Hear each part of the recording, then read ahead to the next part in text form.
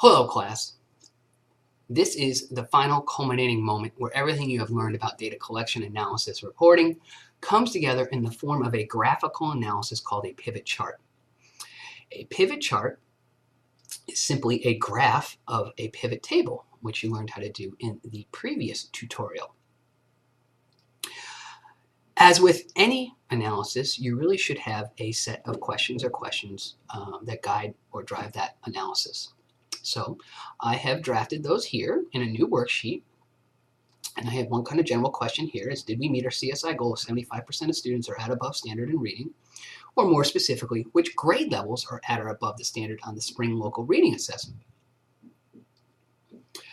Now, if you pay attention here, in these questions, I've collapsed those two top categories of at and above the standard into one group.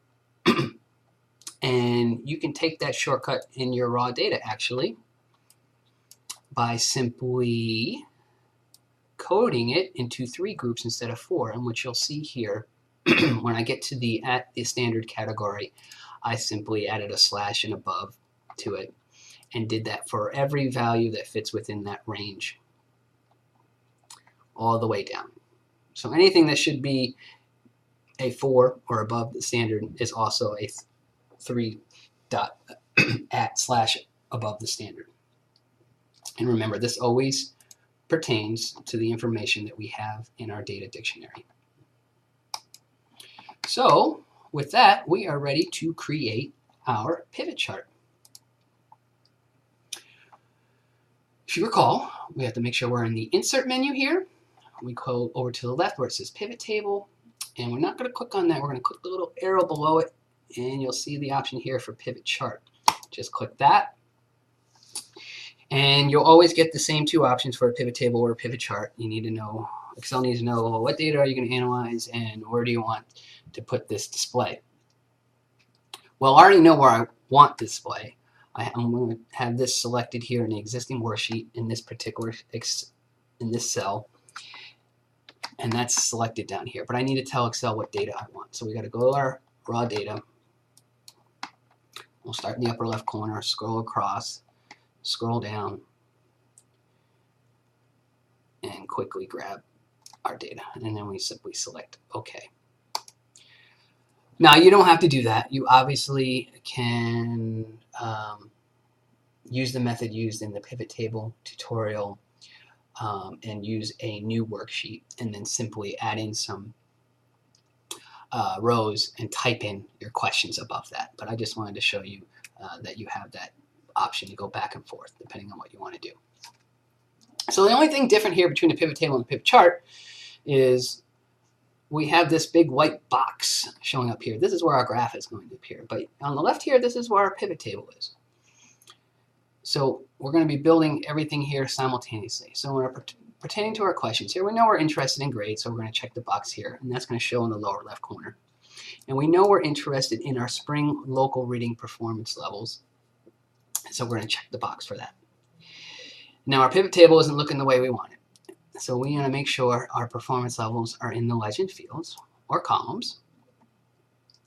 And now we actually need our data in there. So we're just going to go back to our spring local reading assessment performance levels and drag it down in the values box. There's our graph, except it's expressed in a raw count. So if you recall, we want to look at percentage of students here. So we just click on this box in the lower right hand corner and we click on value field settings, and we want to say show the values as a percent of row and click OK. And there you have it. That's your first pivot chart. It's that easy. And you'll see you have your pivot table here and your pivot chart here. And you can move the graph around. I sometimes usually just drop it right on top of the pivot table just so I know it's there. You can drag and make it bigger. And now this is where the formatting comes into play. You want to make your graph pretty and you want to make it clear so any person who looks at it knows exactly what they're looking at. So If you look up top here, anytime you click on the graph, these pivot chart tools appear, and you'll get these options here for design, layout, and format. Under the design tab, this is where we can just change the appearance of the bars. I always like going with the 3D style. Adds a little depth to it. Now, under the layout tab here, you'll get these options here, and this is where you get to label some stuff. So yes, we want a chart title, and we'll put it above, and you'll see this little chart title appear.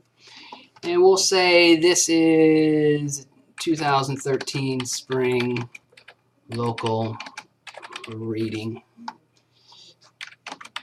Assessment by grade level.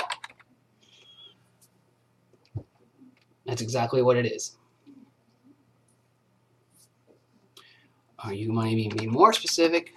You could say performance level. And you can format these things to the size just by going back to the Home tab. Make that a little smaller. Make it a size 14. And remember, if you click on the graph, your pivot chart tools open back up. We were under the layout tab. I don't like where this legend is, so I'm going to click on legend and I want to put it at the top.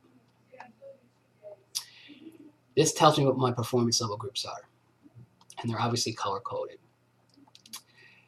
The only thing really left to do is to label our axes. So under the axes title, our horizontal axis is our grade level, so we put it below. And if we click in there and highlight it, we'll type in grade level. And we know that we want to change the vertical axis. And you have a couple options here on the text orientation. I believe I like the vertical. Well, no, I don't like that one. I like the rotated. There we go. And you can just alter that, and we'll say this is percent of students. All right then.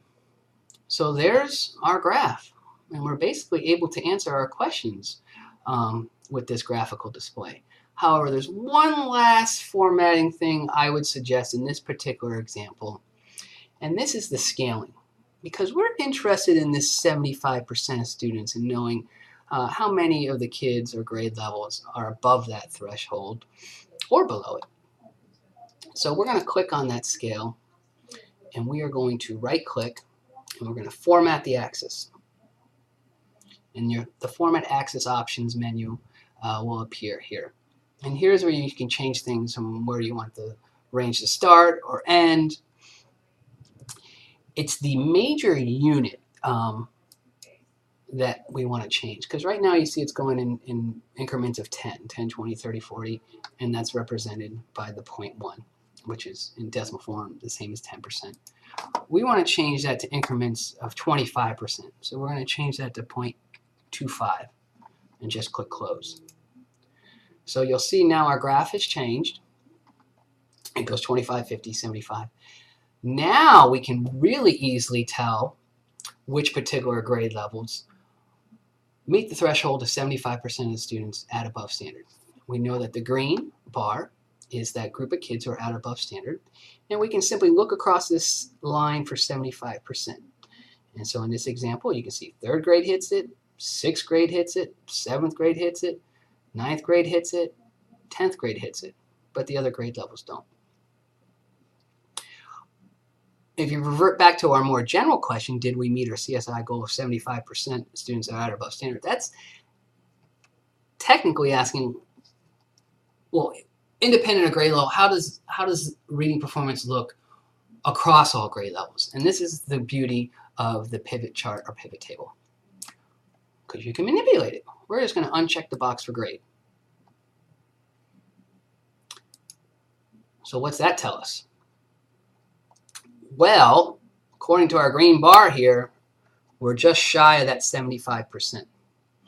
And again, If you want to add some numbers in here, those are the data labels.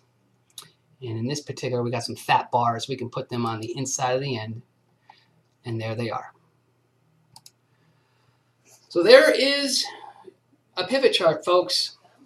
Pretty easy to do. You may need to watch this tutorial a couple times to get comfortable with it.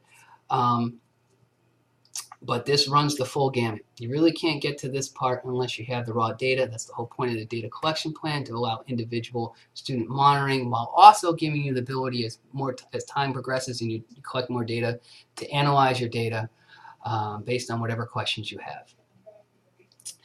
That's it.